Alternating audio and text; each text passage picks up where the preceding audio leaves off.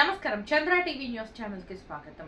కార్యక్రమానికి ముఖ్య అతిథులుగా బీజేపీ రాష్ట్ర అధ్యక్షులు కేంద్ర మంత్రి G Kishan Reddy, Nizamabad urban MLA Dhanpal Suryanarayana, మాజీ ఎమ్మెల్యే చింతల రామచంద్రయ్య, బీజేపీ రాష్ట్ర కార్యదర్శి, జాతీయ పసుపు బోర్డు చైర్మన్ పల్లె గంగారెడ్డి, ఉపాధ్యాయ ఎమ్మెల్సీ అభ్యర్థి మల్కా కొమరయ్య, పట్టభద్రుల ఎమ్మెల్సీ అభ్యర్థి అంజిరెడ్డి, జిల్లా అధ్యక్షులు దినేష్ కులచారి, రాష్ట్ర కార్యవర్గ సభ్యులు వడ్డే మోహన్ రెడ్డి, మెడపాటి ప్రకాష్ రెడ్డి తదితరులు హాజరయ్యారు।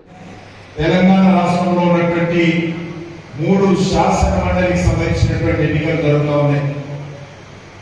తెలంగాణలో సుమారు 500 మండలాలలో ఎన్నికలు జరుగుతూ ఉన్నాయి।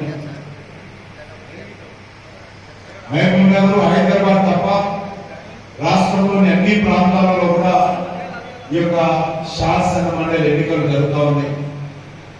ముందుగా ఉపాధ్యాయ నియోజకవర్గం, అదేవిధంగా గ్రాడ్యుయేట్స్ నియోజకవర్గం, ఈ 2 సెక్టార్ల నుంచి కూడా 3 శాసన మండలి స్థానాలకు ఎన్నికలు జరగనున్నాయి।